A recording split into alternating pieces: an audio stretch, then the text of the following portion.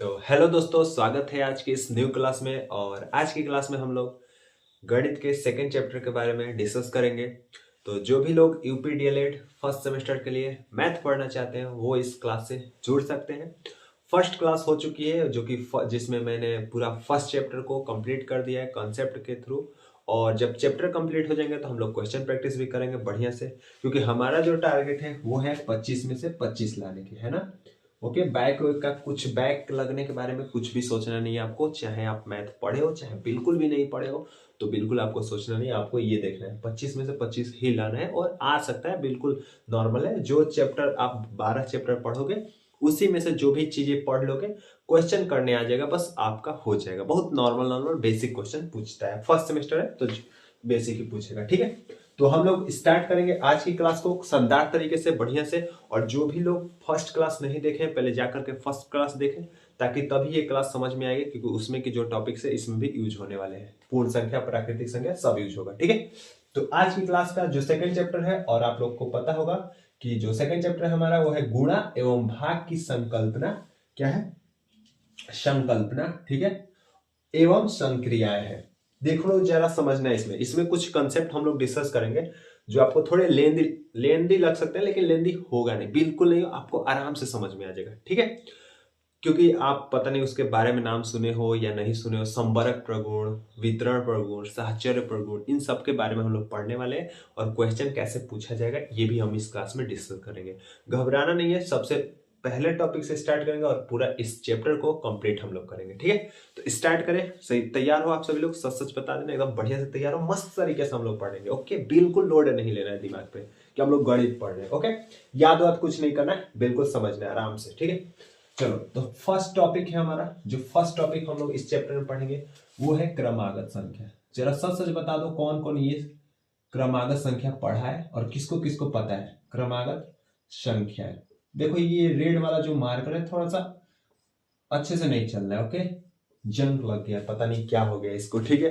हाँ, बहुत बड़े दिनों बाद इसको यूज कर रहा हूं मैं, ठीक है, इसलिए। चलो कोई बात नहीं, नया आ जाएगा, ठीक है। बस ये बताओ आप लोग कि क्रमागत संख्याएं दिख रही होंगी, और आप बताओ कि क्रमागत संख्याएं क्या होती है। पता है आपको क्रमागत संख्या क्या होती है? किसको किसको पता है? चलो, बहुत सिंपल से नाम से ही क्लियर करते हैं। देखो, इसका नाम जैसे ना, इसको तोड़ दो। क्रम होता है, क्रम सीक्वेंस, पता है ना। आगत, दो, मैं हिंदी भी पढ़ा दे रहा हूं थोड़ा सा। यानी क्रम का मतलब होता है ना कि सीरीज में, सीक्वेंस में आने वाले। जैसे एक, एक के बाद क्या आएगा? दो आएगा, दो के बाद क्या आएगा? तीन आएगा, तीन के बाद क्या आएगा? चार आएगा, ठीक है। मैं लिख भी देता हूं। जैसे मैंने बोला, एक के बाद क्या आएगा? दो आएगा, दो के बाद तीन आएगा, तीन के बाद चार आएगा, चार के बाद पांच, पांच के बाद छह, छह के बाद सात, ऐसे आता जाएगा। तो ये जो मैंने लिखा है ना, यही क्रमागत संख्या है। क्यों? क्रम माने क्रम से, और आगत, आगत मतलब आने वाले। इसका मतलब क्रम से आने वाली जो भी संख्या होती है उसको हम क्रमागत संख्या बोलते हैं। बोलो, क्रमागत संख्या क्लियर हुआ? अच्छा, कोई पूछेगा क्रमागत संख्याओं के बीच अंतर कितने का होता है? मतलब इसमें दो संख्याओं के बीच अंतर कितने का होता है? दो, दो क्रमागत संख्या, हमेशा संख्या नहीं लिखा जाएगा, क्रमागत संख्या। क्या? दो क्रमागत संख्या, दो क्रमागत संख्या के बीच अंतर। जरा अंतर बता देना। अंतर का मतलब होता है डिफरेंस, यानी घटाना। के बीच अंतर बता दो, आराम से बता दो। अरे बता दो। देखो, क्रमागत संख्या मैंने लिख दिया ना, तो दो क्रमागत संख्या कोई भी उठा लो। एक, एक उठा लो, एक, दो। कितने का अंतर दिख रहा है आपको? आप कहोगे कि एक का अंतर है, मतलब एक जोड़ करके आया है, ठीक है। यानी कितने का अंतर होता है? एक का। और सच में बहुविकल्पीय में आपसे ना एक नंबर का ऐसे ही क्वेश्चन पूछ देगा कि बताओ दो क्रमागत संख्याओं के बीच अंतर कितना होता है? एक, दो, जीरो या माइनस एक, कुछ भी बोलेगा। आपका आंसर क्या आना चाहिए? एक आना चाहिए, ठीक है। ऐसे ही आपसे पूछा जाए कि क्रमागत संख्या तो पता चल गया, अगर क्रमागत प्राकृतिक संख्या लिखना हो तो भी लिख दोगे। और ध्यान रहे, क्रमागत संख्या जरूरी नहीं एक से शुरू हो, कहीं से भी शुरू करो, लेकिन वो क्रम में होनी चाहिए। जैसे मैंने बोला क्रमागत संख्या 11 से लिखना है आपको, प्राकृतिक संख्या। 11 के बाद क्या आएगा? 12, 12 के बाद 13, 13 के बाद 14, 14 के बाद 15। ये भी क्रमागत संख्या है। ये भी क्या है? पांच क्रमागत संख्या है। 4 कहेगा 4 लिखना है, 6 कहेगा 6 लिख देना है। बोलो समझ में आया? इसीलिए याद रखना, जब भी अगर क्रमागत संख्या को हमको मानना हो, जैसे हम बोलते हैं ना माना कि 3 क्रमागत संख्या क्या मानना हो, है ना, जब पढ़े होगे तो ठीक है, नहीं पढ़े हो तो इससे दिक्कत मत लेना, ये नहीं आएगा आपके पेपर में। क्रमागत संख्या आपको समझ में आएगा बस काफी है। मैं ये एक्स्ट्रा बता दे रहा हूँ ताकि पता रहे। जब भी 3 क्रमागत संख्या मान लो माननी है, 3 क्रमागत संख्या, ओके, संख्या, ओके भाई हमको पता नहीं है मान लो, तो हम पहला x मानते हैं, फिर दूसरे x+1 मानते हैं, फिर तीसरा x+2 मानते हैं, मतलब एक एक जोड़ करके लिखते हैं। क्यों? क्योंकि हम जानते हैं कि क्रमागत संख्याओं के बीच अंतर कितने का होता है, 1 का होता है, इसलिए हम लोग आगे बढ़ेंगे तो एक एक जोड़ कर लिखेंगे। समझ में आ रहा है? ठीक है, चलो इतनी बात समझ में आ गई आपको, क्रमागत संख्या तो समझ में आ गया होगा। अच्छा बता दो जरा कि क्रमागत सम संख्या किसे बोलते हैं, आपको पता है? क्रमागत पूर्ण बोलेगा तो ये पूर्ण भी संख्या है, प्राकृतिक भी है। क्रमागत अगर आपसे सम संख्या पूछे तो क्या कहोगे? क्रमागत सम संख्या बता दोगे कि नहीं? सच सच बताओ। अगर क्रमागत पता चल गया ना आपको, क्रमागत सम संख्या या विषम संख्या, सम संख्या है, तो अब इसमें सोचना क्या है? अब जिसको सम संख्या पता है, जिसको सम संख्या पता है वो तो क्रमागत भी लिख देगा। अच्छा, जो संख्या 2 से कट जाती है उसे सम संख्या कहते हैं, ठीक है, जो संख्या 2 से डिविजिबल हो, ओके। तो सम संख्या किसे बोलते हैं? जो 2 से कट जाए। अच्छा, 2 से कटने वाली संख्या कौन कौन सी होती है? मान लो मैंने बोला आपसे 4 से स्टार्ट कर दो, 4 के बाद क्या लिखोगे? 6, उसके बाद 8, उसके बाद 10, उसके बाद 12, जितना भी बोलेगा, 5 क्रमागत सम संख्या बोलेगा या 10 क्रमागत सम संख्या बोलेगा, आपको बस इस पे ध्यान देना है क्या पूछ रहा है और आपको लिख देना है। देखो ये लाइन से है, लेकिन एक चीज आपके दिमाग में आएगा, नहीं है? अच्छा चलो मैं बता देता हूं। देखो आप कहोगे कि भाई साहब इसमें तो क्रमागत संख्या अंतर कितने का आ रहा है? 2-2 का आ रहा है। अंतर कितने का आ रहा है? 2-2 का। मैंने तो बताया क्रमागत संख्याओं के बीच अंतर 1 का होता है, तो मैंने सही बताया है। क्यों? क्योंकि देखो जब भी आपसे पूछेगा कि क्रमागत संख्याओं के बीच अंतर कितने का होता है तो आप एक ही बताना, रटना नहीं है, एकदम आराम से समझना है, ठीक है। लेकिन क्रमागत अगर सम लगा देना तो भाई सम संख्या तो लिखना पड़ता है हमको, और सम संख्या लिखो और देखो अंतर कितने का है, 2 का है, बात खत्म। विषम संख्या पूछेगा तो विषम लिख लो, क्या दिक्कत है? 1, 3, 5, 7, 9, 11 ऐसे चलता रहेगा। इसमें भी कितने का अंतर आएगा? बिल्कुल इजी है, 2 का अंतर आएगा, ठीक है। तो कोई घबराने वाली बात नहीं, आराम से समझ में आएगा, इजी टॉपिक था। बोलो क्लियर हुआ? ये पहला टॉपिक था और क्लियर हुआ कि नहीं? सच सच बता देना, किसको किसको क्रमागत संख्या क्लियर हो गई? क्रमागत संख्या हमेशा, मान लो मैं आपसे पूछ देता हूं, जरा बता देना आप, तो आप बता दो 75 से शुरू करना है, 75 से शुरू, और बता दो 4 क्रमागत संख्या बता दो। देखो मैंने बस क्रमागत संख्या पूछा है, मैंने बता दो 75 से शुरू करना है, शुरू करना है ना, 75 लिखो, 76 लिखो, कितना लिखना है? 4 लिखना है, 77 होगा और 78 होगा, बात खत्म बस। तो क्रमागत संख्या का मतलब क्या है कि क्रम से बसा है, शुरू कहीं से भी हो सकता है, कोई प्रॉब्लम नहीं है, लेकिन क्रम से आनी चाहिए, ठीक है। आई होप आपको क्रमागत संख्याएं क्लियर हो गई होंगी। तो अब हम लोग जो पढ़ने वाले हैं जरा गौर करना, ठीक है। क्रमागत संख्या सबको क्लियर हो गया, चलो आ जाओ, कोई हार्ड तो नहीं था। अब मेन जो टॉपिक हम लोग डिस्कस करने वाले हैं क्रमागत संख्या के बाद, जो हम टॉपिक डिस्कस करने वाले हैं ना, वो होगा हमारा प्रगुण। क्या? प्रगुण। देखो जैसे कि हम लोग गुणा पढ़ रहे, गुणा है और भाग है, यानी गुणा का संबरक प्रगुण हम जानेंगे। भाई साहब देखो देखो, पहले मुझे समझ में आ गया कि संबरक नाम सुन के ही अजीब हो गया होगा जो लोग पहली बार सुन रहे हैं। अरे कुछ नहीं है इसमें, ठीक है। बचपन में आप पढ़े हो, नहीं पढ़े हो, छोड़ दिया जाता है, नहीं पढ़ाया जाता है, जो भी चीजें हो, इससे लेकिन क्वेश्चन बनता है, ठीक है। इससे क्वेश्चन बनता है गणित में, और मैं बताऊंगा कि कैसे बनता है, ठीक है। तो पहले जान लो कि ये प्रगुण होते क्यों, और मैं पढ़ाऊंगा, अगर नहीं समझ में आएगा तो सच बता देना, जो कहोगे सो। संबरक प्रगुण आपको समझ में आएगा पूरा पढ़ने से। देखो सबसे पहले पूर्ण संख्या का जानेंगे हम लोग। पूर्ण संख्या किसको किसको पता है, जल्दी से बता दो। पूर्ण संख्याओं का तो पहला टॉपिक लिख लेना, हालांकि हम लोग पूर्ण संख्या के ही जानेंगे, मैं यहां लिख देता हूं, पूर्ण संख्याओं का हम जानेंगे। पूर्ण संख्याओं का दिख रहा होगा ना, पूर्ण संख्याओं का प्रगुण। क्या? पूर्ण संख्याओं का प्रगुण। पूर्ण संख्या कहां से शुरू होता है, कौन कौन बताएगा? फर्स्ट क्लास किसने किया है? पूर्ण संख्याओं का प्रगुण हम जानेंगे। अभी किसका? गुणा का। किसका हम लोग जानेंगे? गुणा का। पूर्ण संख्याओं का गुणा का प्रगुण। किसका प्रगुण? गुणा का प्रगुण। अच्छा, पूर्ण जान जाओगे तो प्राकृतिक संख्या का भी सेम ही होगा, गुणा का प्रगुण।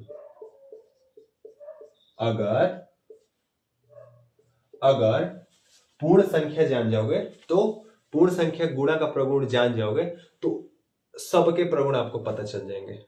किसी भी एक का जान लो संबरक क्या होता है, बस सबका पता चल जाएगा। तो चलो पहले पूर्ण संख्याओं को जानते हैं। जीरो से स्टार्ट होने वाली संख्या को क्या कहते हैं? जीरो से शुरू होने वाली। 0 1 2 3 4 5 ये सभी क्या है? पूर्ण संख्या है। पहले नंबर पे आता है गुणा का संबरक प्रगुण। पहले पर क्या आता है? गुणा का समबरक। इसका नाम बोलते हैं समबरक प्रगुण। क्लोजर प्रॉपर्टी इंग्लिश में बोलते हैं समबरक प्रगुण। ठीक है, ये है क्या? अच्छा, जो लोग कुछ नहीं जानते हैं उनके दिमाग में एक बात तो आया होगा, नहीं आया तो अब आ जाएगा कि गुणा लगा है, इसका मतलब कुछ गुणा करके ही होगा कुछ चीजें। बिल्कुल होगा। और संबरक का मतलब क्या होता है? ध्यान से देखना। संबरक प्रगुण एक नाम दे दिया गया है। एक्चुअली में ये बताना चाह रहे हैं ना संबरक प्रगुण बोल के कि भाई साहब आप ना, आपसे आपको पता है, देखो मैं ही खुद पूछूंगा आपसे, आप बस इतना बता दो कि किसी भी दो पूर्ण संख्याओं को गुणा करेंगे, बस इतना बता दो। किसी भी दो संख्या, ये पूर्ण संख्या है कि नहीं है? ये भी पूर्ण संख्या है कि नहीं है? ये दोनों पूर्ण संख्याएं मानते हो क्या? नहीं मानते हो? जाके क्लास देखो फिर। अच्छा मान गए, ठीक है कोई बात नहीं, क्लास देखे हो। लेकिन ये पूर्ण संख्या है, ये भी पूर्ण संख्या है। अगर दोनों पूर्ण संख्याओं को हम क्या करें? गुणा। देखो गुणा है ना, जब हम गुणा करेंगे तो क्या आएगा बता दो? 6 आएगा। अब ये बताओ ये पूर्ण संख्या है कि नहीं? आप कहोगे हाँ बिल्कुल है। इसका मतलब आप संबरक प्रगुण जानते थे। संबरक प्रगुण यही होता है। संबरक प्रगुण क्या कहता है कि किसी भी दो पूर्ण संख्याओं को गुणा करने पर जो हमारा परिणाम है, मतलब रिजल्ट है, वो क्या आता है? पूर्ण संख्या ही आती है। किसी भी दो संख्याओं को उठा लो, लेकिन वो पूर्ण संख्या नहीं, क्योंकि पूर्ण का पूछ रहे हैं।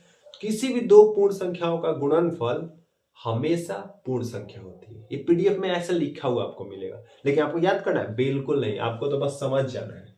अब एग्जाम में कैसे क्वेश्चन पूछेगा पता है? आपको ऐसे दे देगा, 2 गुणे, 2 नहीं देगा क्योंकि आपको पता चल जाएगा, a गुणे b बराबर ab, या ऐसे ले लो, रुक जाओ, ए बी नहीं, नंबर ही लेते हैं। 2 गुणे 3 बराबर 6, ऐसे दे देगा आपको। 2 गुणे 3 बराबर 3 गुणे 2, ऐसे दे देगा। 2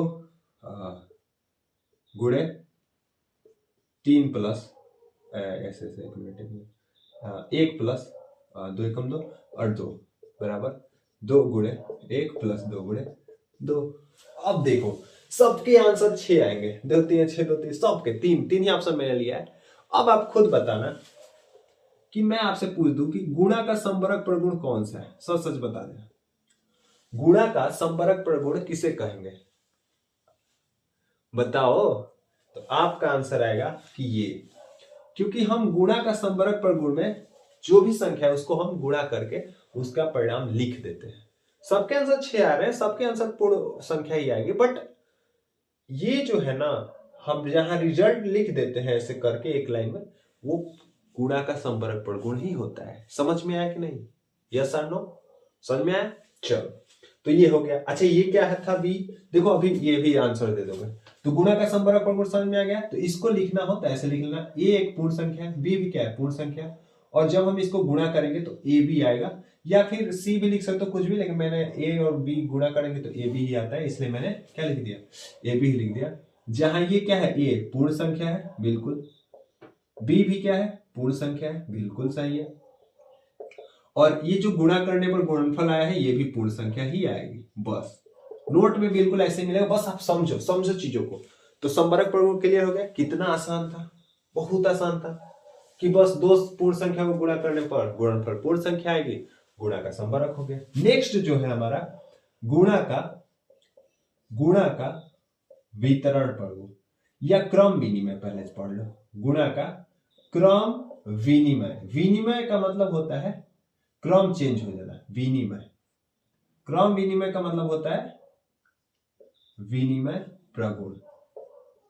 बस आपको नाम ही तो याद रखना है, इसका काम तो आपको पता ही है, बस मैं समझा दे रहा हूं कि किसे बोलते हैं। देखो, गुणा का क्रम विनिमय, क्रम विनिमय से आपको याद रखना है क्रम और विनिमय, विनिमय का मतलब क्रम चेंज होगा, क्या होगा, क्रम बदलेगा, इसमें क्या होगा, इसमें क्रम बदलेगा, क्या हो जाएगा, पूर्ण संख्या का क्रम क्या हो जाएगा, क्रम बदलेगा, क्रम बदलेगा। बस कैसे, देखो ध्यान से, जैसे मैंने यहां लिखा था 2 गुणे 3, मैंने लिखा 2 गुणे 3, ठीक है, ये बराबर हो गया। अब देखो 2 पहले आया है, पहले 2 है, पहले नंबर पे क्या है 2 है, दूसरे नंबर पे क्या है 3 है।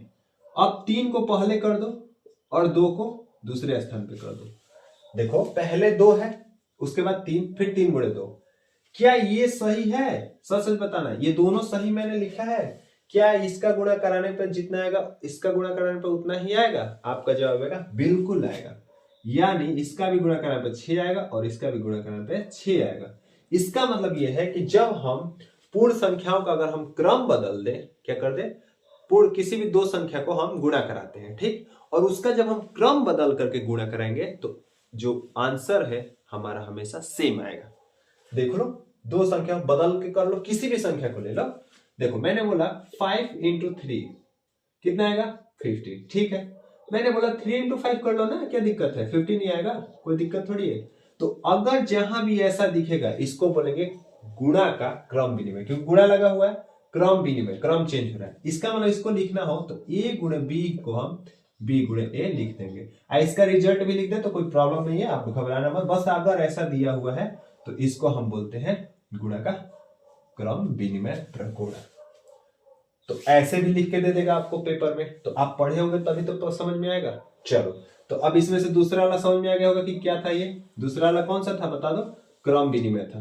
देखे, अब धीरे समझ में आ रहा है आपको ना, गुणा का क्रम विनिमय प्रगुण, क्रम विनिमय 2, ये क्लियर हुआ। आगे बढ़े हम लोग, समझ में आ रहा है ना, अच्छे से आ रहा है, अरे बता देना, चलो ठीक है, लाइक भी कर देना, ओके, समझ में आया तो। चलो आगे बढ़ते हैं हम लोग, ओके। और साथ में जो जिनको भी ये चीजें जरूरत है, जो लोग तैयारी कर रहे हैं, परेशान है गणित से, बिल्कुल बता देना, जरूर बता देना, ठीक है। एक बार तो विजिट करना बनता है भाई साहब, ठीक है, एक बार तो विजिट करना बनता है। चलो अगला जो है हम लोग पढ़ेंगे, अगला गुणा का वितरण प्रगुण। कौन सा, गुणा का वितरण और गुणन का साहचर्य। चलो पहले गुणा का साहचर्य प्रगुण पढ़ लेते हैं। गुणा का, गुणा बोलते हैं, गुणन बोलते हैं, जो बोलो, गुणा का साहचर्य, साहचर्य प्रगुण, गुणा का साहचर्य प्रगुण। ये बताओ किसको किसको पता है गुणा का साहचर्य प्रगुण, सॉरी,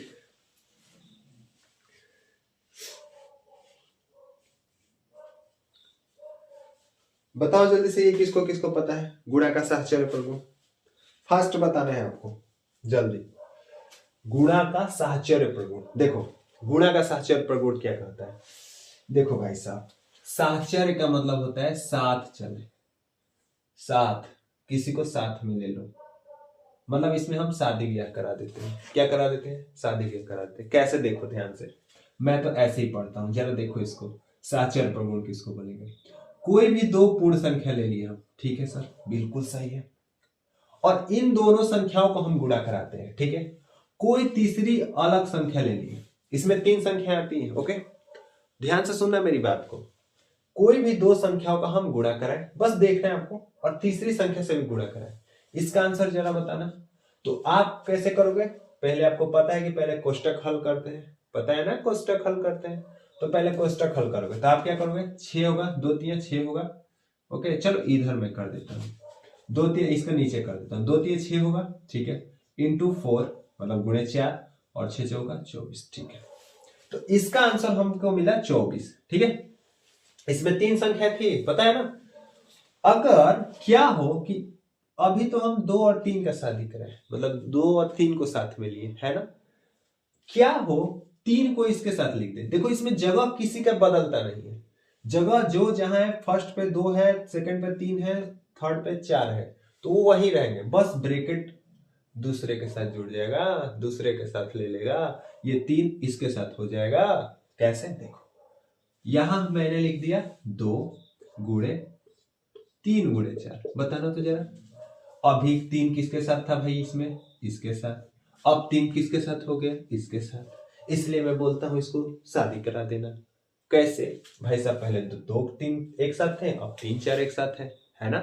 लेकिन सीखने वाली बात क्या है, सीखने वाली ये बात है कि भाई साहब हम इसका भी मान निकालेंगे। सिंप्लीफिकेशन यानी जो आप पढ़ते हो बोर्ड मास उसके रूल पे ही। जैसे इसको निकाले तो निकालो, इसको निकालो जरा, अरे निकाल लो। 2 गुणे पहले लिखेंगे, पहले कोष्टक हल करें। 3 चौक कितना होगा 12, 12 गुणे कितना होगा 24। इसका मतलब हमको क्या सीखने को मिला कि अगर हम इसके साथ रख रहे थे 3 को या फिर दूसरे के साथ, दोनों में मान जो था वो क्या था, सेम आया। और इसी को हम बोलते हैं गुणा का साहचर्य प्रगुण। इसका मतलब गुणा का साहचर्य प्रगुण सही होता है, बिल्कुल होता है। गुणा का साहचर्य प्रगुण होता है कि नहीं, होता है। अगर बराबर नहीं आता तो हम बोलते हैं कि गुणा का साहचर्य प्रगुण होता ही नहीं है। लेकिन बराबर आ गया तो हम बोलते हैं गुणा का साहचर्य प्रगुण भी होता है, गुणा का संपरक प्रगुण भी होता है, और गुणा का क्रम विनिमय प्रगुण भी होता है। और क्या होता है वो आपको पता चल गया। तो इसको एबीसी के फॉर्म में लिख दिया जाए, लिख दो, कोई दिक्कत नहीं है। मैं यहां लिख देता हूं, ए गुणे बी अगर हो और गुणे सी हो, कोई तीसरा है तो अभी ए बी एक साथ थे। अब क्या करना है, सबको वही रखना है, बस ब्रैकेट इसके साथ लगा देना है। इसका मतलब ये क्या हो जाएगा, गुणा का सहचर्य प्रगुण। अच्छा बताना, तीसरा शायद ऐसा ही था, नहीं तीसरा ऐसा नहीं था, ऐसा भी ऑप्शन आपको दे देगा, ठीक है। ऑप्शन में यही लिख के दे देगा, बताओ, ये लिख कर दे देगा, नंबर ऐसे लिख कर दे देगा, आपको नंबर ऐसे लिख के दे देगा। बताओ, आपको पता होना चाहिए ना, 20 गुणे 30 ऐसे लिख के दे देगा, गुणे 22 बराबर 20 गुणे 30 गुणे 22। बताओ ये कौन सा नियम है, कौन सा प्रगुण है, पूछ देगा तो क्या करोगे। तो आप बताओगे, आप तुरंत देखोगे कि अच्छा शादी भी होगा, अच्छा 30 इसके साथ था, अच्छा जगह नहीं बदला है, किसी का भी जगह नहीं बदल रहा है। इसका मतलब ये गुणा का क्या है, गुणा का साहचर्य प्रगुण है। मजा आ रहा है, मस्त लग रहा है, कोई मतलब टफ तो नहीं लग रहा है। तो बोलो गुणा का साहचर्य प्रगुण क्लियर हो गया। अब नेक्स्ट आते हैं, नेक्स्ट हमारा जो है ना, इसके बाद यही मेन टॉपिक 4 थे और इसके बाद इजी टॉपिक आ जाएंगे। गुणा का क्या, वितरण प्रगुण, वितरण, गुणा का योग वितरण बोल देते हैं। क्यों बोलते हैं वही मैं बताऊंगा और आपको पता भी चल जाएगा।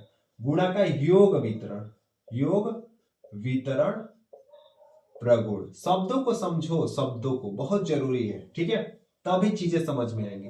देखो गुणा भी आएगा, इसमें गुणा लगा है तो बिल्कुल। योग, योग का मतलब होता है एड, एड का मतलब होता है प्लस, यानी इसमें जोड़ भी आएगा, एड योग भी आएगा। और वितरण का मतलब होता है भाई साहब मिठाई वितरण हो रहा है इस पंडाल पे, चले जाओ। वितरण का मतलब क्या, बांटना, क्या करना, बांटना। तो इसमें बांटेंगे हम, कैसे बांटेंगे वो भी समझो पहले। शब्द समझ में आ गया ना, ठीक है।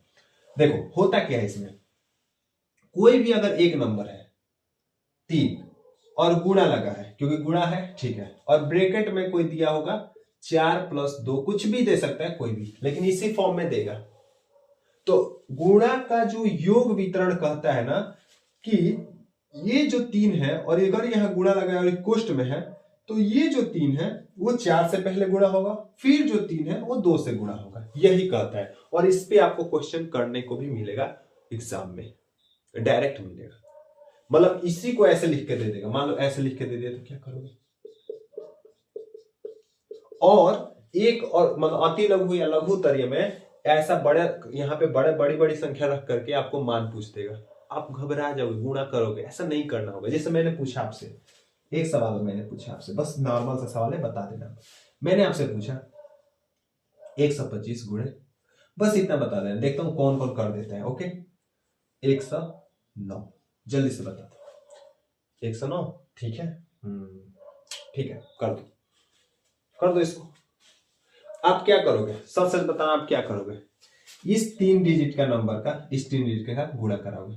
लेकिन अगर आप योग वितरण पढ़े हो तो आप क्या करोगे, आपको दिमाग में आएगा, मान लो ये गुणा नहीं भी लिखा है, आपको दिमाग में आएगा या तो इसको 100 + 25 बना लो या इसको 10 + 9, तो इसको रहने दो, क्या दिक्कत है, इसको 10 100 + 9 बना सकते हो। देखो तो कौन सा प्रगुण हो गया, योग वितरण हो गया। अब देखो आसान हो गया गुणा कराना, डायरेक्ट 125 लिखोगे, 2 जीरो लगा दो, प्लस 125 में 9 से बस गुणा करा दें, यहाँ 3 डिजिट करा रहे थे, यहाँ 9 से करा देते। अगर 10 हो तो और आसान हो जाता, तो 9 से करा दो। 125 9 कितना हो जाता है, 200, कितना होता है 225 हो गया, समझे?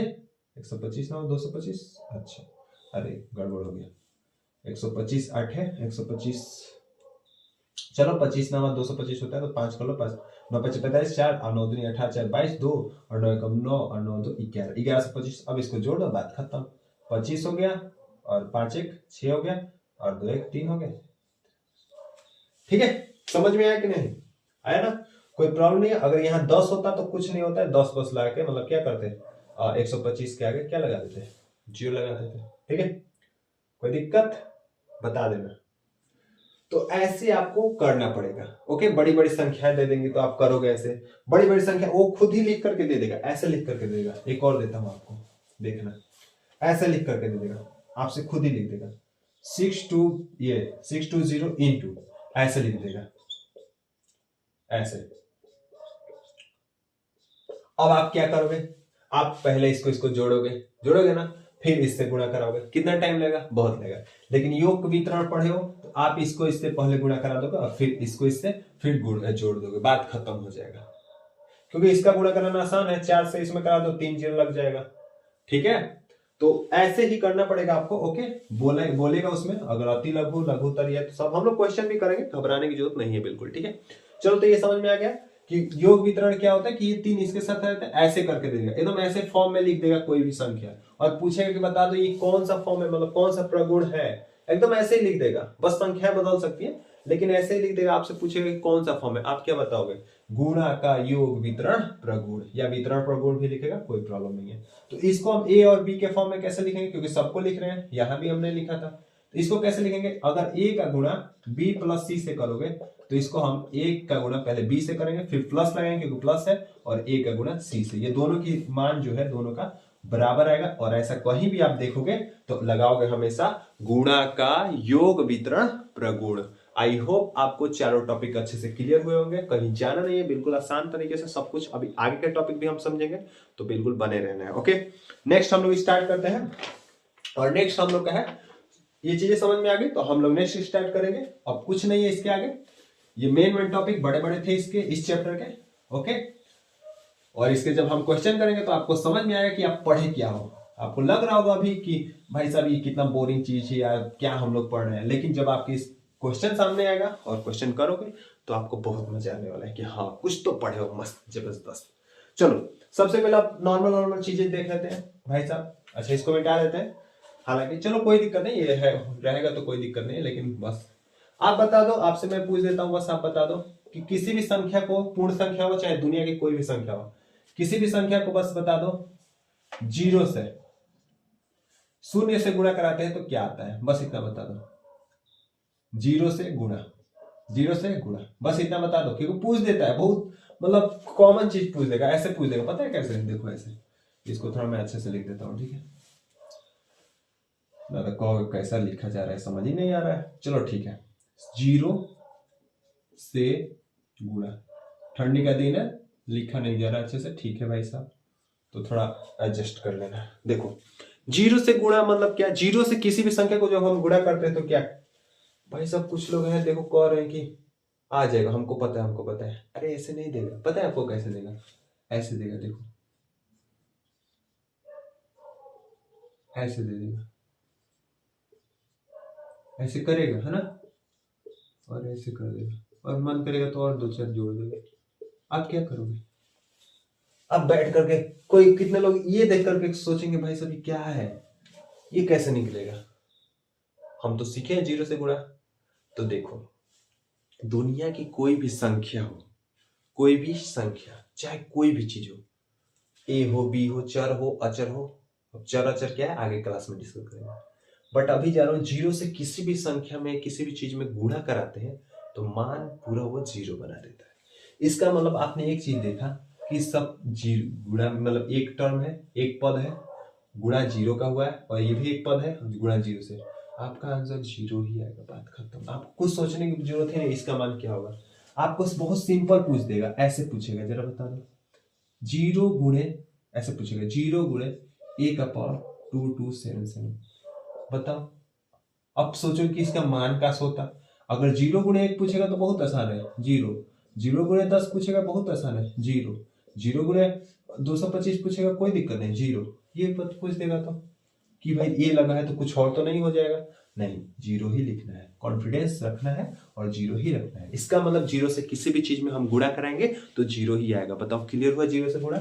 अच्छा, अगर 0 से क्लियर हो गया तो अब हम चलते हैं गुणा का। एक गुणा का तत्समक अव्यय होता है, तत्समक अव्यय। देख लेना अव्यय सही है ना, क्योंकि मुझे बार बार गलती हो जाती है, दिक्कत हो जाती है। ठीक है, देख लेना।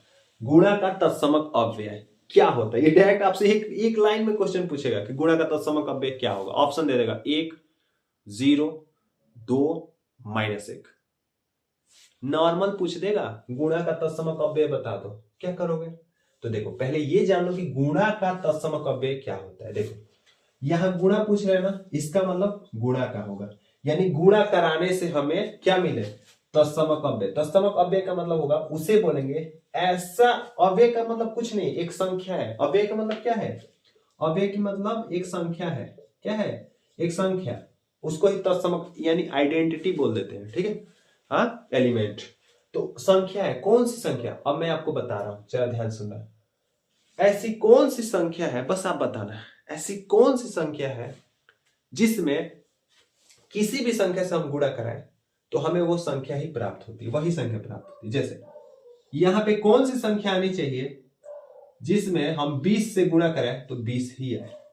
यहां कौन सी संख्या होनी चाहिए जिसमें हम 330 से गुणा करें तो 330 ही आए।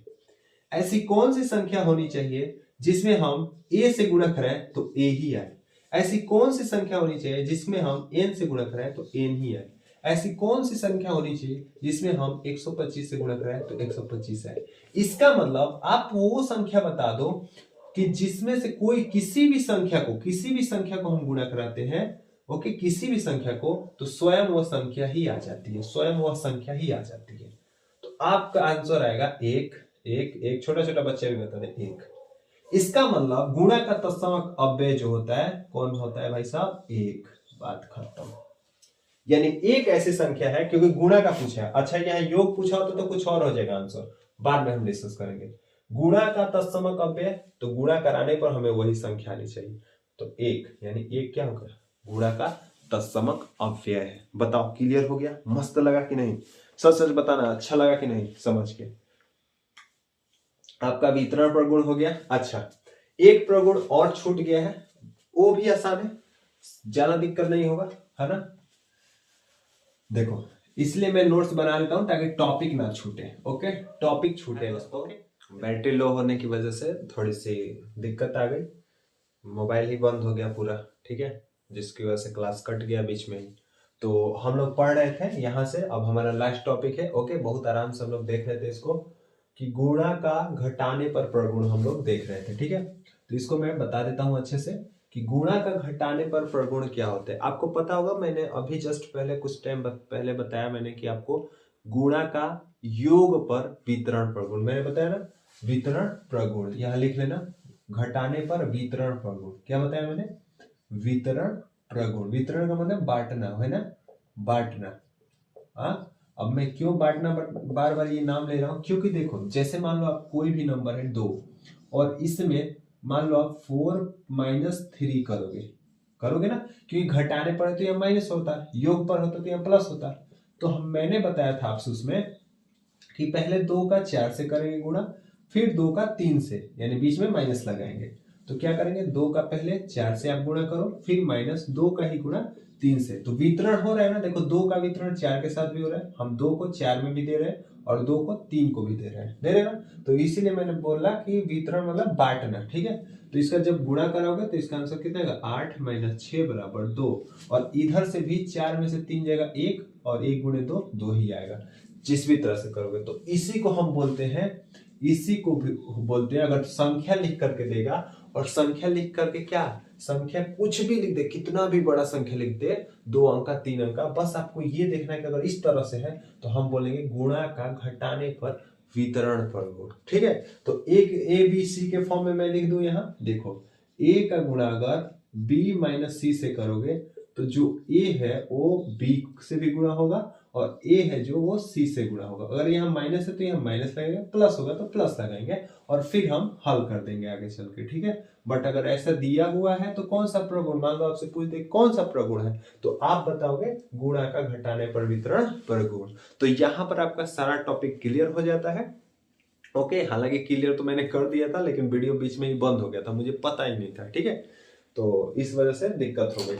चलो, तो अब कुछ महत्वपूर्ण पॉइंट है, हर चैप्टर के लास्ट में आपको महत्वपूर्ण पॉइंट कुछ मिलेगा जिससे कि क्वेश्चन बनेगा ही बनेगा, उसी में से एक क्वेश्चन 1 नंबर का बन जाता है। ठीक है, तो वो इंपॉर्टेंट है, वो आपको देखना जरूरी है। ठीक है, तो चलो मैं वो पॉइंट करा देता हूँ, हालांकि ये पूरा आपको मिल जाएगा, इस पे लिखा हुआ है। ठीक है, बस मैं आपको समझा देता हूँ। सबसे पहला पॉइंट ये है, महत्वपूर्ण पॉइंट में सबसे पहला पॉइंट ये होगा कि ध्यान देना, किसी भी संख्या में n हमेशा एक n यहां ले लो, n जो है ना वो 1 2 3 कोई भी संख्या हो सकती है। चलो कोई भी संख्या मैं यहां ले लेता हूं, n मतलब क्या है, कोई भी संख्या आप रख सकते हो अपने मन से। ठीक है, तो देखो अगर कोई भी संख्या उसमें हम 0 से भाग देंगे, यानी इसको हम ऐसे भी लिख सकते हैं। ठीक है, यानी किसी भी संख्या में अगर हम 0 से भाग देंगे तो क्या ये संभव है, तो आप बताओगे कि ये संभव नहीं है। तो किसी भी संख्या में हम 0 से भाग नहीं दे सकते हैं। 0 से भाग हम दे सकते हैं, 0 से भाग नहीं दे सकते हैं, 0 से भाग नहीं दे सकते हैं।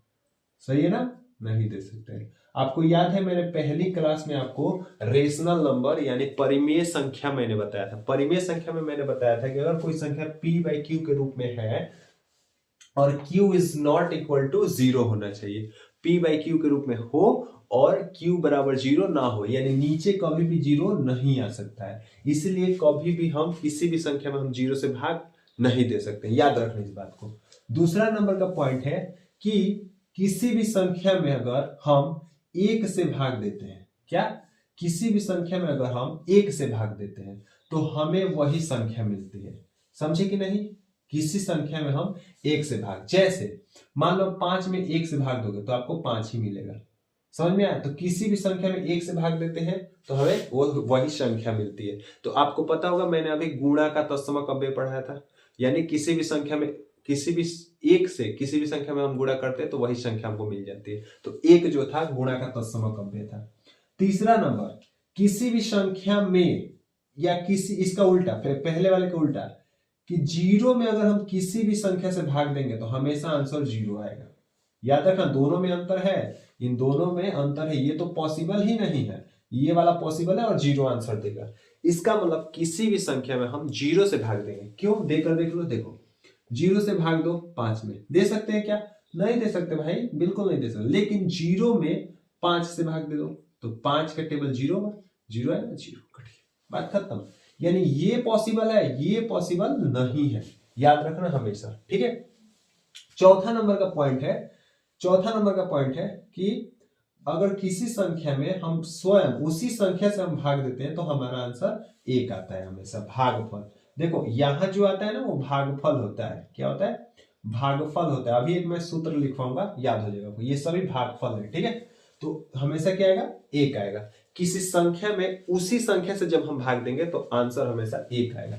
जैसे 5 में आप 5 से भाग दोगे तो क्या आएगा, 1 आएगा, शेषफल तो 0 आएगा, लेकिन इसकी हम बात करते हैं, यही आंसर हमारा होता है, 1 आएगा। ठीक है, इतनी बातें समझ में आ गई, बोलो अच्छे समझ में आया। तो आगे बढ़ते हैं, अगला पॉइंट, ये सब पॉइंट आपको लिखा हुआ मिलेगा, बस समझ लेना, इसी से क्वेश्चन पूछ देता है। अच्छा, 5वां नंबर का जो पॉइंट है ये इंपॉर्टेंट है। मैंने बताया था आपको गुणा का तत्समक अव्यय, आप बता दो अब योज्य का तत्समक अव्यय। आपसे पूछ देगा योज्य या योग। और देखो अगर मेरी बात पे विश्वास नहीं है तो आप जाकर के प्रीवियस ईयर उठाकर देखो, प्रीवियस ईयर का डीएलएड फर्स्ट सेमेस्टर का क्वेश्चन पेपर उठा लेना। योग का तत्समक अव्यय आपसे 1 लाइन में पूछा है और गुणा का तत्समक अव्यय जाकर देख लेना।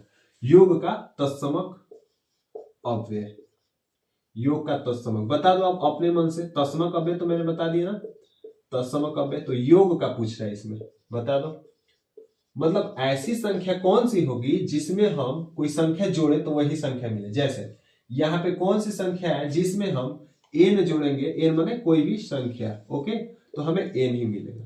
यहाँ कौन सी संख्या होगी जिसमें हम 205 जोड़े तो हमें 205 ही मिलेगा। यहाँ कौन सी संख्या होगी जिसमें हम 12 जोड़े तो हमें संख्या 12 ही मिलेगा। बताओ कौन सी संख्या होगी, थोड़ा मैं देख लूं, चल रहा है ना? हाँ बिल्कुल चल रहा है, ठीक है।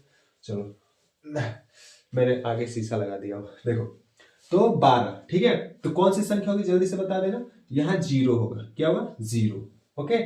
0 पढ़े हम लोग हीरो हो जाएंगे, ठीक है, बहुत अच्छे से मस्त तरीके से हो जाएंगे। तो योग का तत्समक अव्यय आपका आंसर क्या आएगा? 0 होता है।